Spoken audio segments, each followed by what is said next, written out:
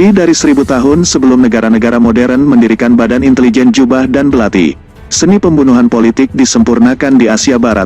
Arsitek seni pembunuhan ini adalah Hasan al-Sabbah, karakter bayangan yang diselimuti misteri eksotis tentang siapa dia. Banyak informasi yang telah sampai kepada kita sebagai informasi yang salah tentang Hasan al-Sabbah dan The Assassin. Tanggapan Fatimiyah terhadap bencana mereka di Baghdad adalah perang klandestin mematikan yang diarahkan pada kepemimpinan Islam Sunni. Tekniknya adalah menggunakan pembunuhan sebagai alat politik.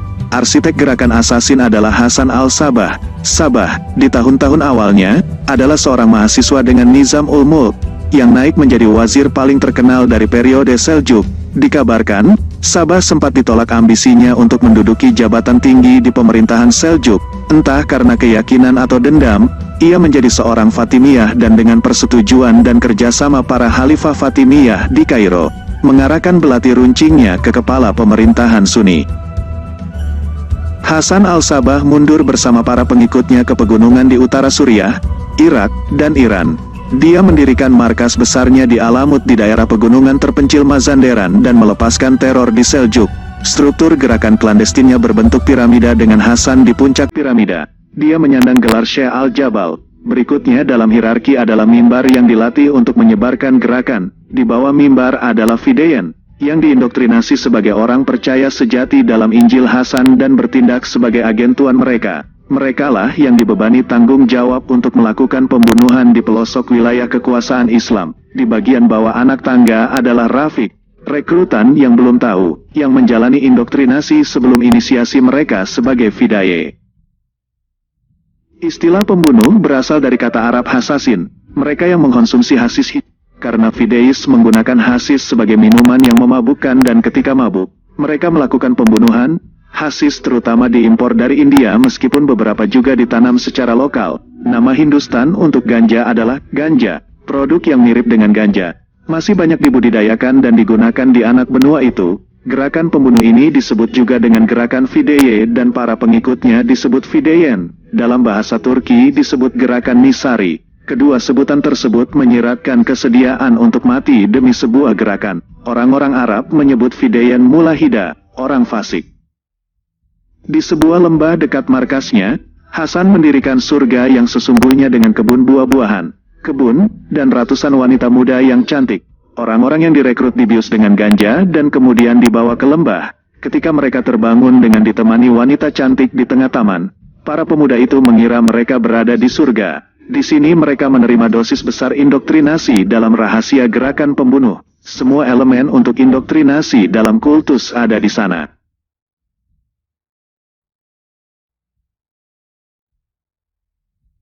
Ketaatan total dan penuh pada perintah master diperlukan dari yang diinisiasi. Para lulusan dilepaskan di wilayah kekuasaan raja dan sultan yang luas untuk membalas dendam atas kekalahan Fatimiyah di tangan Seljuk.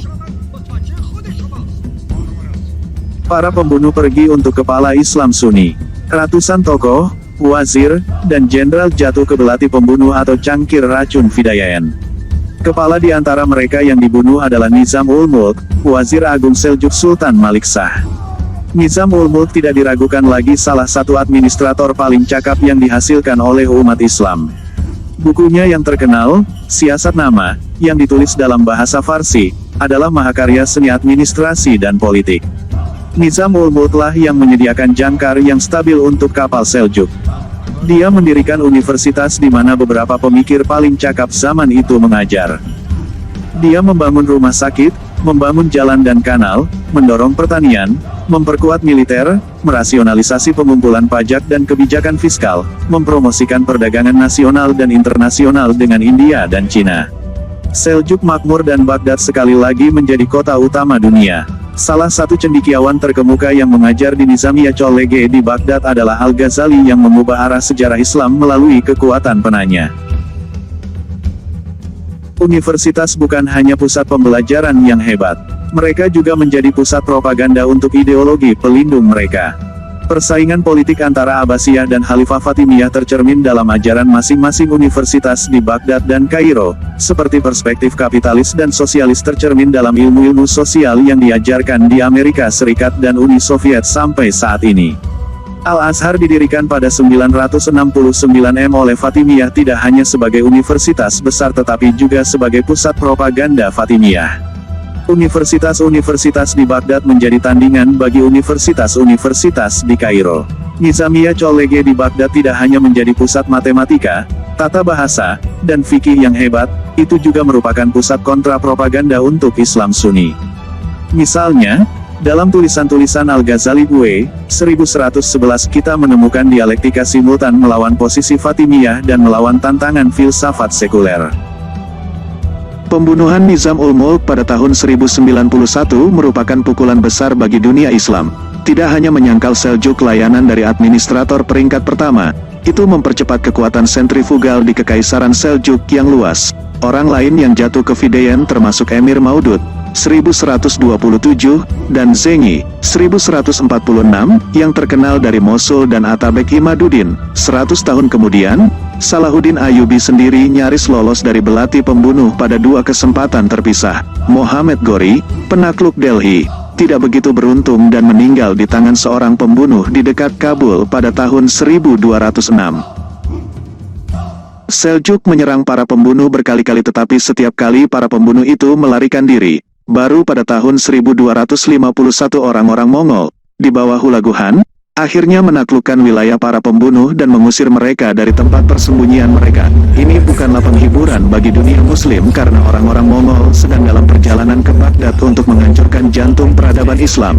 Terlepas dari Mongol, Fidayen terus bertahan di kantong Suriah Utara, Irak dan Iran sampai zaman modern. Setelah Perang Dunia Pertama, dengan kekalahan Kekaisaran Ottoman, daerah-daerah ini berada di bawah pendudukan Inggris dan menerima perlindungan Inggris.